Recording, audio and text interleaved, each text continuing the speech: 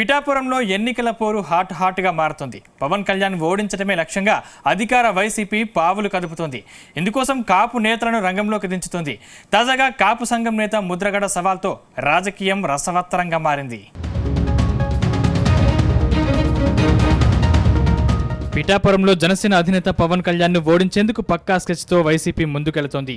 ఎప్పుడు లేనంతగా అధికార పార్టీ ఆయన్ను టార్గెట్ చేస్తోంది. పవన్ కు వ్యతిరేకంగా ఆయన సొంత సామాజిక వర్గానికి చెందిన నేతలు, మంత్రులను రంగంలోకి దించుతోంది. పవన్ కళ్యాణ్ పై విమర్శనాస్త్రాలు సంధిస్తోంది.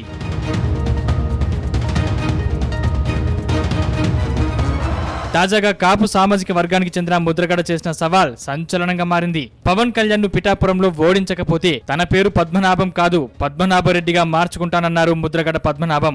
వైసీపీ కాపు ఎమ్మెల్యేలను తిట్టడానికి పవన్ కు ఏం హక్కుందని నిలదీశారు. తనను తీహార్ జైలుకు పంపించాలని చంద్రబాబు ప్రయత్నిస్తున్నారని ఆరోపించారు. సినిమా వాళ్ళు ఎప్పుడైనా ప్రజలను హక్కున చేర్చుకున్నారా అని ప్రశ్నించారు. రాష్ట్రం చంద్రబాబు తాత జాగీరు కాదన్నారు పద్మనాభం. 2014 నుంచి వారి గుమ్మందరూ ఉన్నారండి పవన్ కళ్యాణ్ గారు.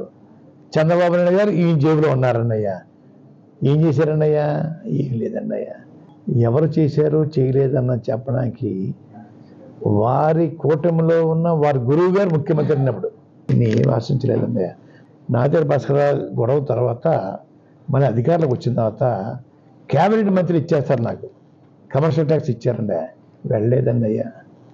మంత్రికి ఎమ్మెల్యే రాజీనామా చేశానన్నయ్య. ఎన్నో ఎంతోమంది పంపించి రాజీనామా ఉపసంహరించుకోమన్నారన్నయ్య. చేయలేదన్నయ్య.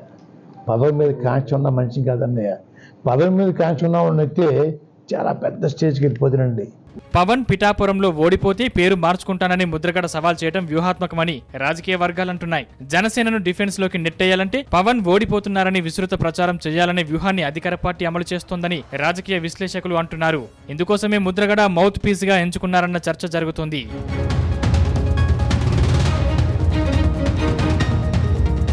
పిఠాపురం నియోజకవర్గంలో దాదాపు 30% వరకు కాపు సామాజిక వర్గానికి చెందిన ఓట్లు ఉన్నాయి. ఆ తర్వాత మాలలు 12% వరకు ఉన్నారు. శెట్టి బలిజలు, రెడ్డి, మాదిగల ఓట్లు గణనీయమైన స్థాయిలో ఉన్నాయి. కాపులు ఇక్కడ పవన్ కు మద్దతుగా నిలిచే అవకాశం ఉంది. అయితే వైసీపీ వంగ గీతను బరిలోకి దించుతోంది.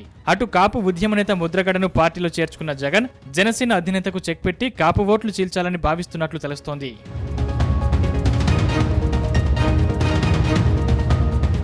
అటు గత ఎన్నికల అనుభవాలను దృష్టిలో పెట్టుకున్న జనసేనాని ఎలాంటి పొరపాట్లు జరగకుండా అడుగులు వేస్తున్నారు.